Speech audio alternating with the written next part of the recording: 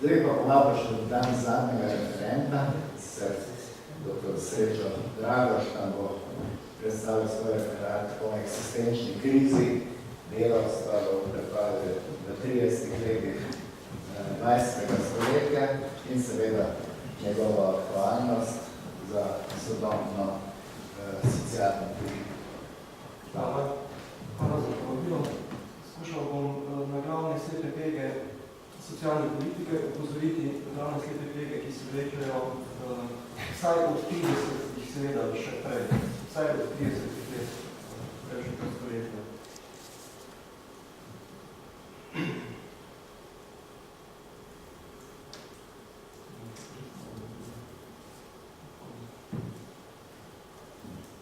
Podatke pred pol stoletja skoraj, da jih je zbral Franz Kresal, jaz sem samo iz različnih virov, usporedil v tabelo.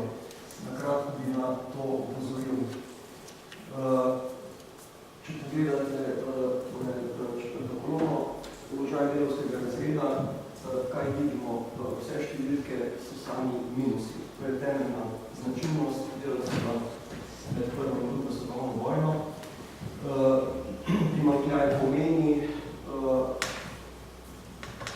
delež takratnih dinarjev, koliko zmanjka nosilcu povprečne mezde, ki je tukaj nominalno prikazana, glede na mesečni eksistenčni minimum, to pomeni hrana plus obleka, prehrana, objava in razsvetljava. Edino leto in ravno tu ima pa slovenski razdelovka, seveda smolo, edino leto, ki je lahko nekaj prihranil, 7 din od te meste je leto 1940, ki se začne vojna.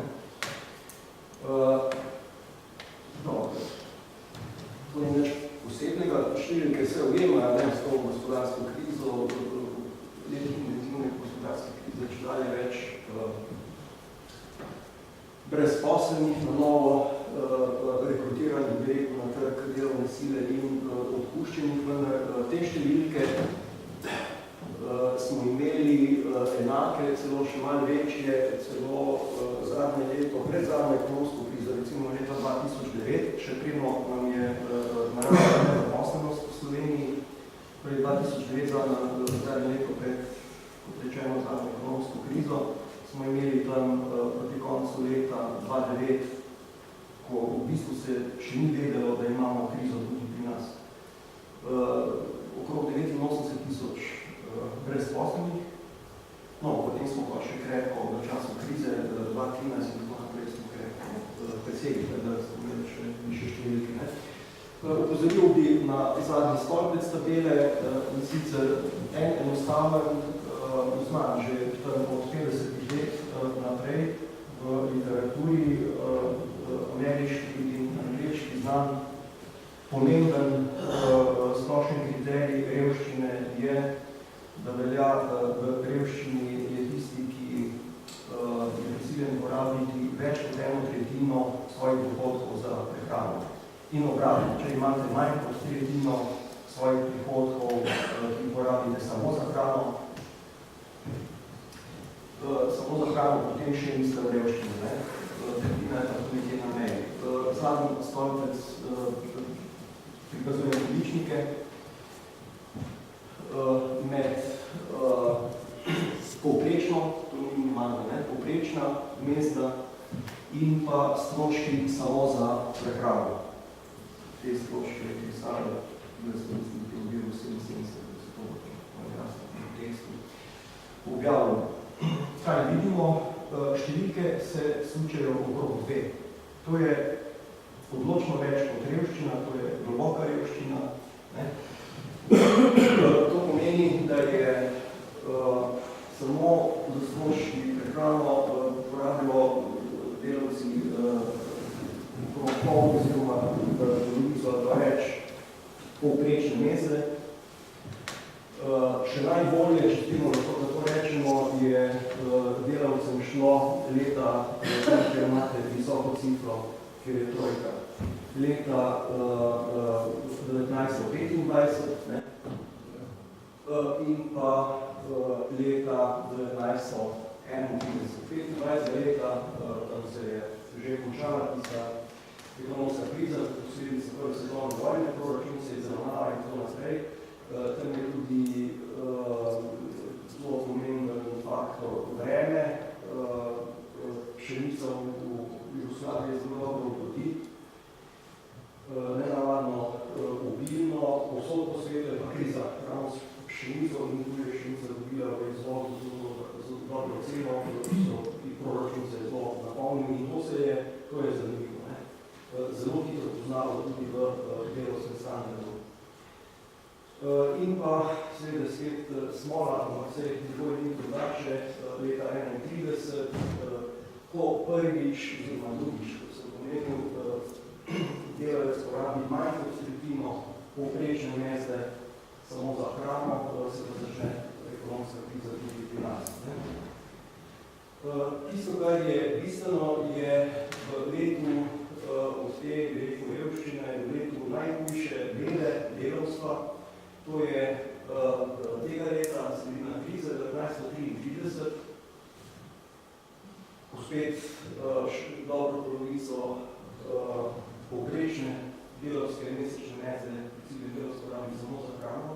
Tega leta sindikati predlagajo uvedbo minimalne plače, oziroma minimalne zakonsko obvezne mezde, in to je že prva slika tega, ki se vztrajno vleče in je nismo presegli in je tudi ne bomo še nekaj časa. Prva slika tega današnje slovenske socialne politike, ki se veže iz teh časa. Namreč predlog sindikatov, ki bi bistveno umilili, če bi bila pravočasno sprejeta predlagana višina delavskih mest, minimalnih delavskih mest, bistveno umilila revščino.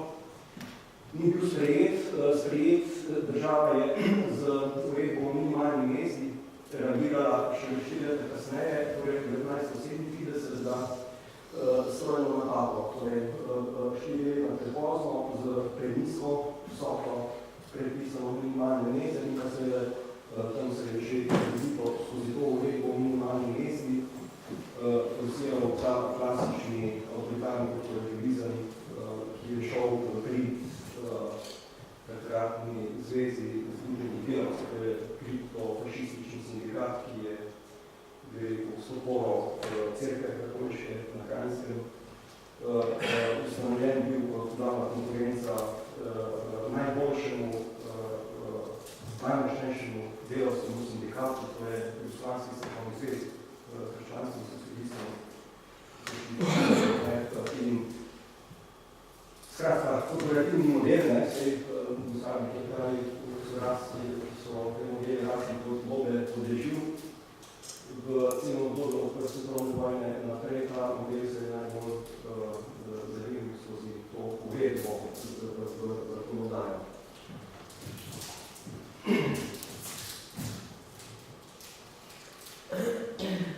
V tem istem času to ni nič novega, vendar tudi nič preseženega, je ta začaran krog, se pravi, ravno takrat, ko je kriza, ko je manj dela, ko se tovarne zapirajo, odpuščajo ljudi, takrat se izkoriščanje intenzivira, kar je za vidika kapitala tudi logično. In seveda ravno takrat je tudi sindikalistična moč najmanjša, ravno ko bi bila najbolj potrebna. Večja, ko je ekonomska kriza,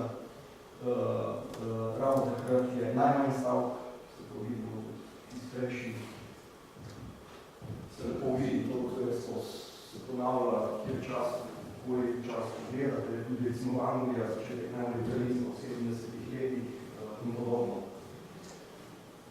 Zakaj? Ker seveda večja, ko je ekonomska kriza, več je odpuščenih, delovno mesto izginjajo, ljudje odpuščeni pa ne morejo, zato zelo težko postanejo člani sindikata, ne morejo plačevati še na in tako naprej.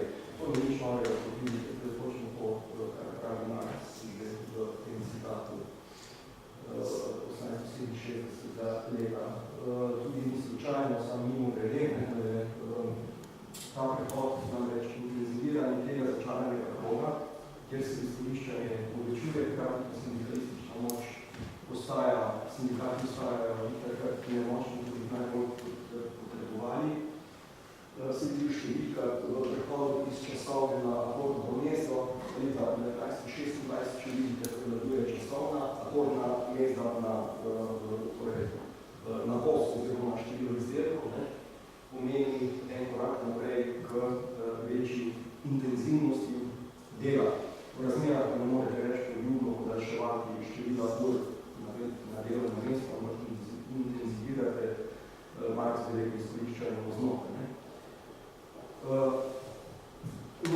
vhodna mesta pa že 1950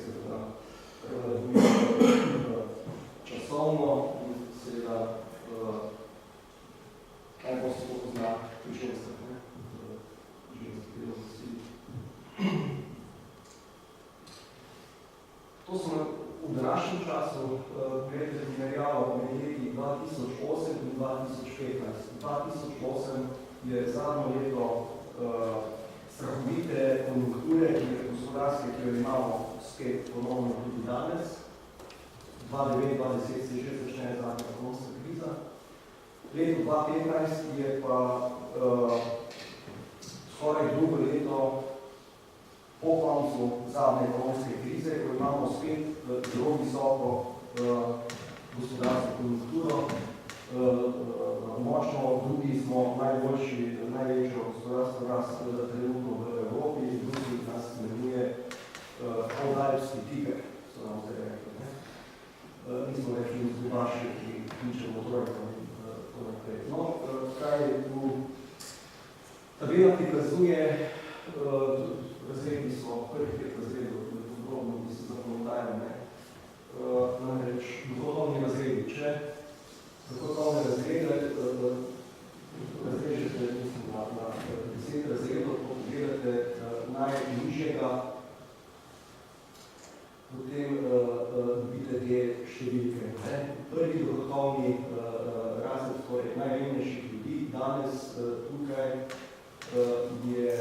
se omejuje pri nakupu hrane 28% tega razreda, potem pa že kar po koncu krize poraste ta delež na 61%.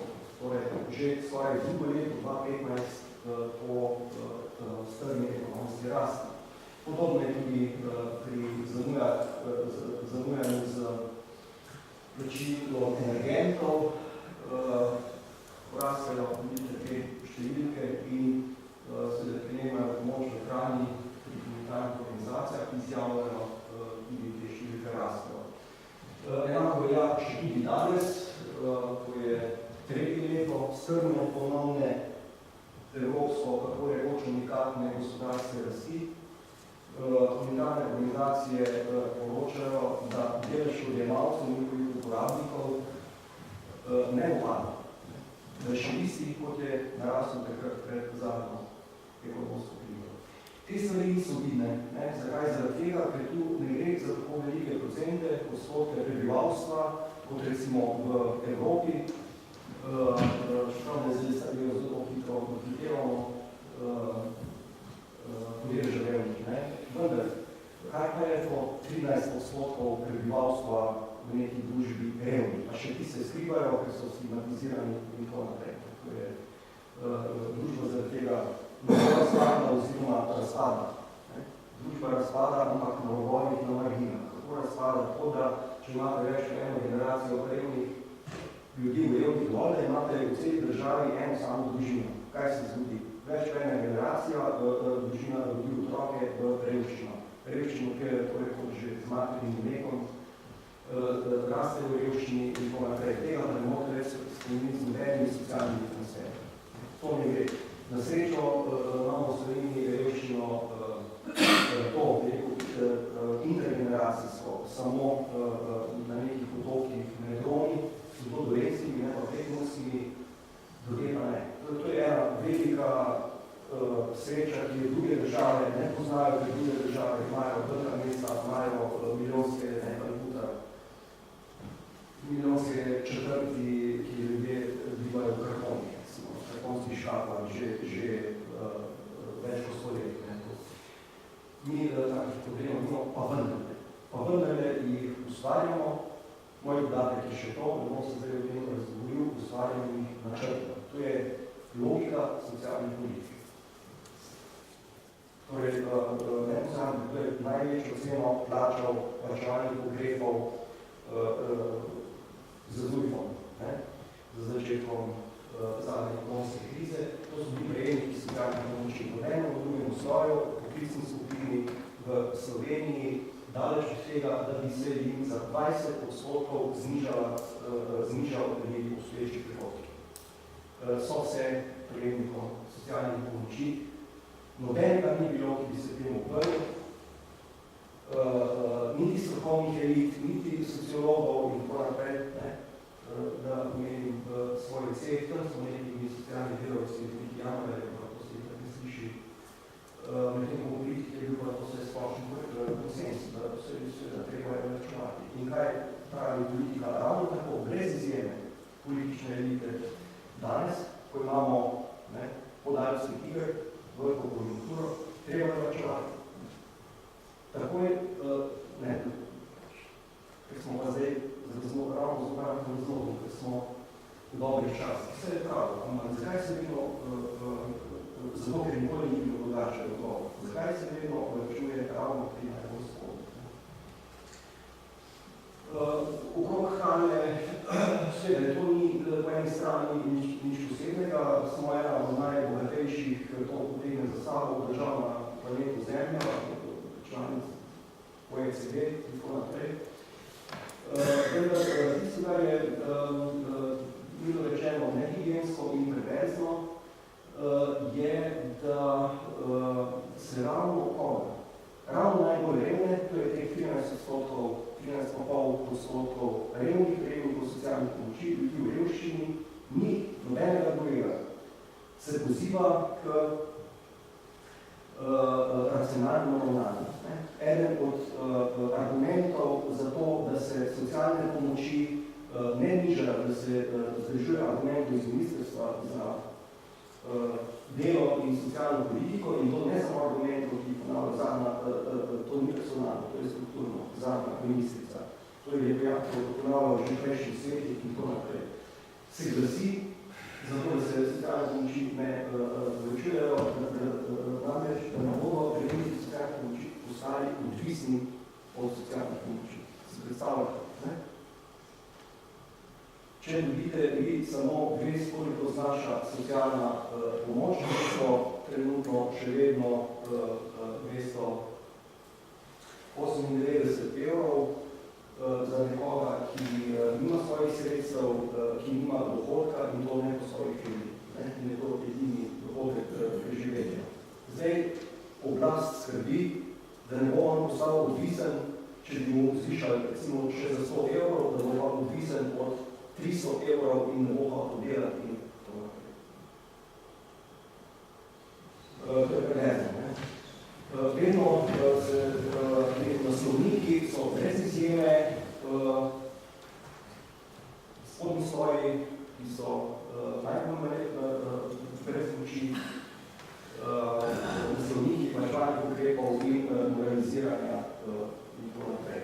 Če v drugi strani raziskave, ne samo pri nas imamo dve, in to je dovolj, druge imajo veliko več raziskave, kaže, da je ravno nasprotno. Najbolj racionalni in najbolj fleksibilni so ravno spodnji sloji. Morajo preživeti tako ali drugače, tega bo v teh dneh veliko slišali na kakšne načine ljudi, ko so v stiski, so prisiljeni improvizirati, že od teh taktik, ko je bolj programno podlogo včeraj naprej. Dve raziskavi, samo dve, več ni kolegov sociologov iz Maribora na to temo strategije preživetvih slojev, širši krog Jugoslavije in pa tudi Slovenije zraven so merili. Pokazali so, da bolj pogledati proti dnu, bolj so pestre strategije, ne pa da so ljudje leni, odvisni socialnih pomoči v smislu prevnodnoži in poskaj. Jaz bi dodal, da druga raziskava je pa Inštitut za socialno varstvo, jaz bi dodal, da verjetno tudi obratno.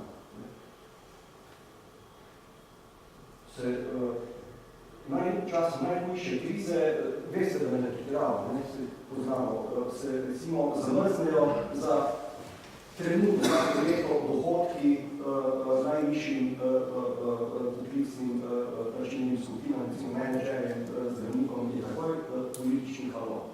Da je to že uravnilo, kako bomo pa, to je pa zdaj obratno skrb, kako bomo pa ohraniti oziroma spodbujali dobro delo, če zamrznete najtisti eliti, ki največ prispeva družbi in tako naprej. Ravno obratna logika. To sem včeraj snil iz časopisa Delo. So objavili to statistiko, vse statistika nič ne zmesi se, to je v tej stolci kažejo gotovo, da mora biti stopna aktivnosti služb za odkrivanje prekrškov, brskanje po smeteh. Vendar je pa nekaj drugega. To imamo pri nas zelo, bi rekel, pomemben delež, tudi če bi bil samo en človek, teh, ki spadajo v to statistiko, ki brskajo po smeteh, je tudi motiv brskanja zaradi hrane, ker je veliko zavržene hrane.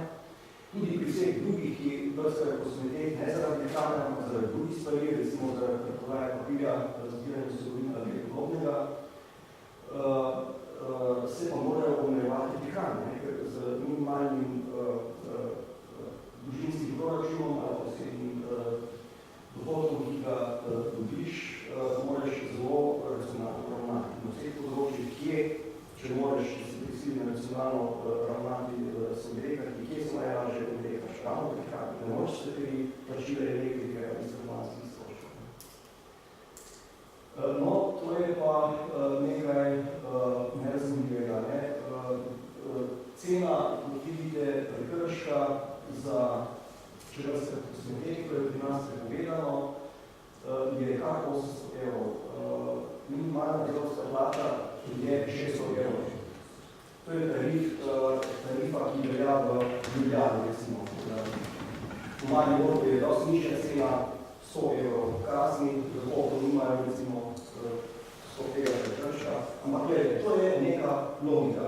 Prej je dr. Petra Svošak dobro formulirala nekako takole.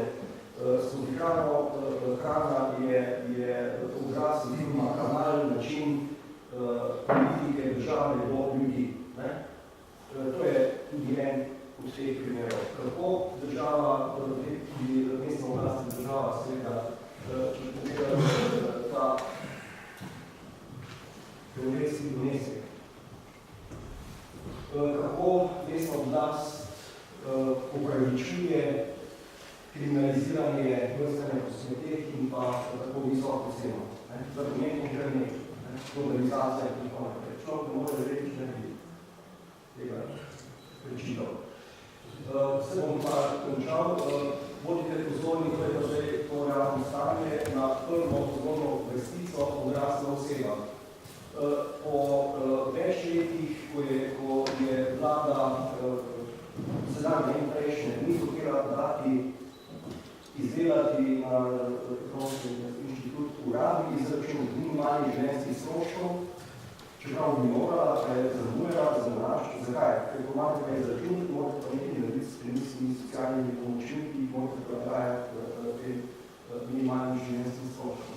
Več letih zamujanja smo močno dobili uradni prva vrstica izračun za odraslo osebo minimalnih stanov do preživetja, minimalnih življenjskih strošek, to je hrana, obleka, stroški stanovanja in tako naprej, čeprav mislim, da se neha, je še nekaj, no? Je 442 evrov na mesec. To je uradni izračun, ki posod so uradni izračuni veljajo v tem smislu, da vsem naj bi človek v Sloveniji taki obdržal pri življenju. Če pa nima tega denarja, potem pa ne more biti svojih minimalnih življenjskih stroškov. Mimo glede na tudi res, namreč ta izračun naredijo eksperti, recimo inštituta, tudi drugod, je tako, ne samo pri nas, kako pogledajo povprečne cene, naredijo raziskavo, povprečne cene v ključnih artiklov, ki izmečate tako imamo članice in tako naprej.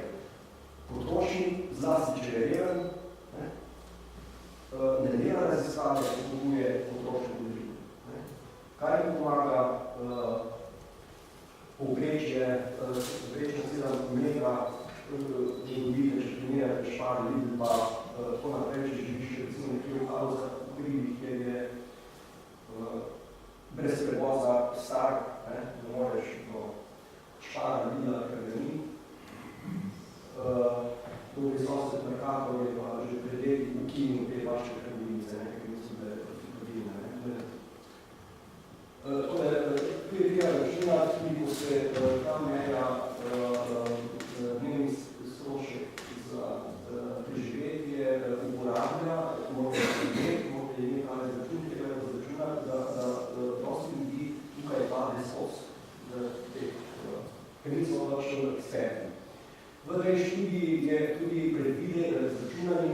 za 27%, členi so kulturnih investicij od 442 evrov mesečnih stroškov preživetja, predstavlja stroške za prehrano, to je 4 evre na dan. Sedanja višina, vidite, denarne socialne pomoči, to je omenjeno temeljni prejemek, ne je napačno, ampak da bomo pravno, da vemo, zakaj se gre. V bistvu to ni socialna pomoč, to je socialna pravica. Pomoč je nujno, ko jaz pomagam, pomoč ali ne, to je pomoč. Socialna pravica je pa zaradi tega, ker je, ko se je obljubila socialna pomoč, da to je ustavna pravica, ustavna. Torej, sedanja socialna pomoč, sedanja višina je 298 in 300 evrov na mesec, če to preračunate po istem ključu iz prve investice, 27% zneska pade na hrano, je to 2,7 evra na dan. Vlada seveda ne more drugače, ker je prisiljena usklajevati socialno pomoč z vsakokratnim izračunom stroškov preživetja. Da je to ne bi bilo treba, kot rečeno, odlaša izdelavo teh stroškov preživetja, pa zdaj ga imamo. Tudi ta, ki je najnovejši, tudi zastarel, ker so podatki iz lanskega leta, tako je po mojem letu se pa napovedujejo preživite stane. Večje, ko smo imeli že zelo dobro, po mojem letu pa še nekaj časa veljala uspešna socialna pomoč 290. Skratka, hočem to povedati, vlada je prisiljena dvigniti socialno pomoč, njen predlog, zavrstno pa s tim ne bom tukaj razlagal, namenskih, ampak vendar je njen predlog, da se iz 298 višla na 331 evrov, na mesec, če to preračunate, da je 4 evre na dan. Zavrnjeno bo, in to bo pozno, zavrnjeno bo predlog politične stranke Levice, edina politična stranka žal, ki se sploh ukvarja z socialnimi vprašanji, serija socialnih predlogov na temo socialne politike, ki je že dala, vsi so bili dosledno zavrnjeni in tako naprej. Ona je predlagala, ta stranka, namreč, da bi socialno pomoč zvišali ne na 331, ampak zakaj ne bi izenačili, ker drugače ta zadeva nima smisla, zakaj ne bi izenačili, da bi bila socialna pomoč tako velika, da bi človek kril mesečni strošek preživetja, kot je 100% minimalnih življenjskih stroškov, tako da nekaj bil, da je to preveč radikalen ukrep in pa sklicujejo se na neko teorijo distorzije, ki je mešanje megle, namreč ohranjanje razpona med socialnimi pomočmi in pa minimalno plačo, ki je na meje revščine. Torej, če bi preveč višali socialne pomoči, potem bi pokvarili razdaljo med socialnimi pomočmi in minimalno plačo, torej ljudje ne bi delati oziroma za minimalno plačo. Minimalna plača je na meje revščine, na 6 evrov. Torej, ta predlog je preveč radikalen. No, zdaj moj predlog bi pa bil, pa to ni šala, da bi morala socialna politika na slovenskem izenačiti skrb za človeka za skrbjo krčkov, mišičkov, dan, postih prašičkov. To je cena 4,5 evra na dan, je skrbi dan, to je predvsem prehrana, pa tudi zraven prosto ukrepi. Če bi šli na to, da bi ljudje, ki so brez vsega revni ljudje, dobili 4,5 evra na dan za hrano. In če vzamemo ta ključ, ki ga vse skozi jemljamo, 27%, potem je morala socialna pomoč znašati 500 evrov. Še vedno bi bilo 700 evrov, da ni prišlo bilo 700 evrov razlike med socialno pomočjo in pa minimalno plačo, ki je na meje revščine. In če ekonomska politika skuša opozarjati, da mora biti čim večja razlika in socialna politika to upošteva, potem pač dvignete minimalno plačo, ne pa da tiščite socialne pomoči potrebno, koliko se zdaj dogaja. Jaz mislim, da bi bil cilj socialna politika dvigniti socialne pomoči na vseh pomoci prašičov organ in podatke. Katere se zdaj dokončuje, katere so zdaj te prepege iz 30 let, jaz mislim, da so vsaj, da je vsaj teh 6, tudi nekaj pozoril samo na zadnji dve. Temeljna funkcija, to je isto, kot je bilo, isto samo 40 drugačno, kot je bilo v 30 letih, ker je bilo so stromno vojno. Temeljna funkcija socialne politike na Slovenskem je zadrževanje ljudi v revščini, ne pa ljudi potegnil ven iz revščine, govorimo tistih 13%. Zakaj? Zaradi tega, ker morate zadrževati v revščini, da dobite motivacijo, da ljudje prejemajo pripravljeni delati za minimalno plačo, ki je na nekaj revščini. Zato rabite razdaljiti. Temeljni vdenki brezposleniki in pa minimalni vdenki polno zaposleni. Kako je prišlo do tega? Kakšna deviacija je to?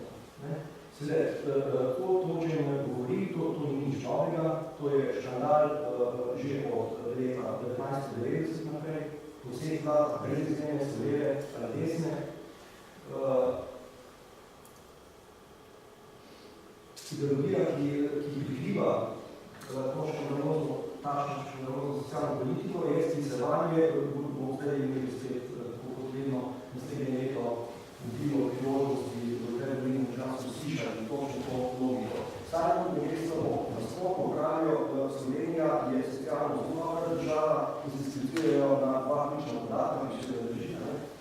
Podatek o tem, da je neenakost dohodkovna na Slovenskem nišče ne meri, da je neenakost v dohodkih, med najvišjimi dohodki in najnižjimi, ena od najmanjših v Evropi, to je res.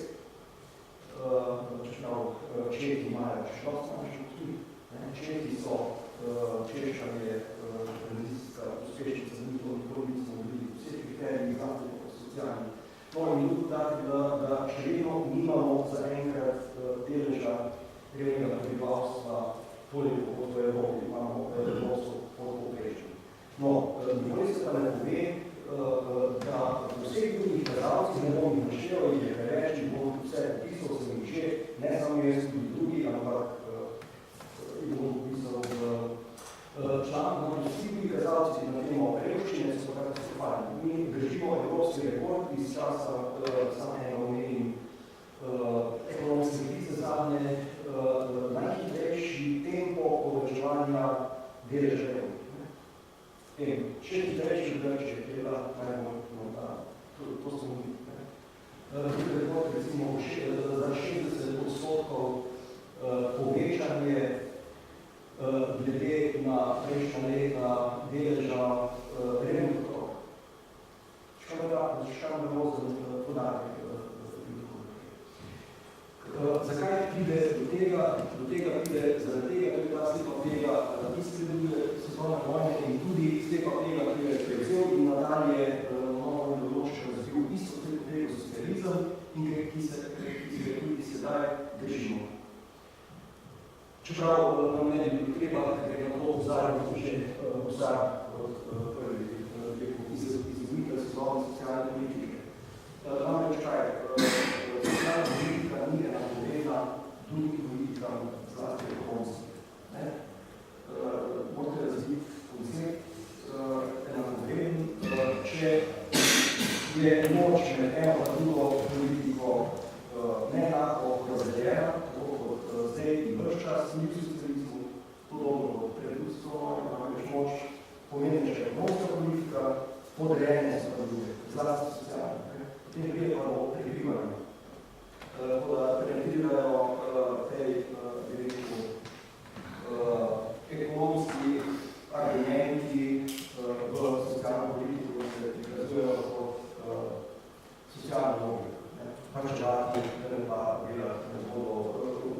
socialne pomoči v bistvu in take neumnosti.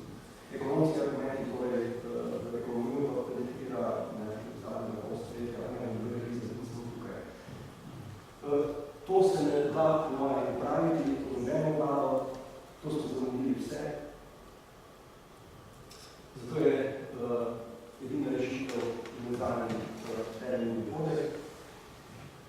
Vodimo pozorni dan, še par leti smo bili, par ljudi, smo sledili v njih govorili dedi čudak, malo se smo že kar nekaj evropski in tudi svetovni trening, celo Amerika, nekaj države je izdelala podobno kot Finska eksperimentirala, zato da tudi pri nas se je preverjeno, imamo spremljivo te sveta, ampak zelo počasno imamo recimo deklaracijo sveta v parlamentu, državni svet, izrazito afirmativno uvedeno znanje, kako nas zaporta.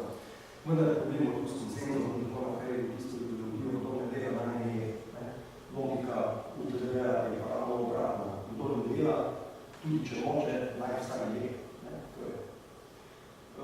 Edino, kar tu ni sporno, pa če vas to zindikira, pa lahko k temu par vprašanja, razgovor, razpravljamo, ko se zgodimo, je UTD-jo, kar ni sporno, kar sploh ni problem, je ekonomski. Z uredom UTD-ja na občutno višji ravni, kot je obstoječe prelimisti socialne pomoči, recimo na ravni 100% kritja minimalnih življenjskih stroškov, to je tisti 41, to ni noben udar na državne finance, tako da se lahko privoščimo. Zaključujem s temi oblački. Prvi, ki je načel logiko, vsem prezrt, je bil ukrep logiko tega gesla, ki je socializem posvojil do nekaj na NDE. Torej, če hočete ljudem pomagati, morate biti sami kaj odraziti. To je ta meritokracija logika. Zakaj bi zdaj državni denarjem podpiral ljudi, ki ne delajo? Niso nič pomembni, nič prispevajo v družbi, in pa iz davkov, zlasti, če je progresivno podpiraš, torej iz davkov pravijo neko liberalisti, najbolj krajajo, antizapreščine, zdaj brez deloče. To bi si to, kaj danes v parlamentu ponoviti. To bi bil, ja, proglašen takoj za radikalice. To je bistvo UTD, samo da ni nekaj pozabnost, drugi, ki je isto logiko opozoril, namreč logiko UTD-ja, da je ključna pri dizajniranju socialne politike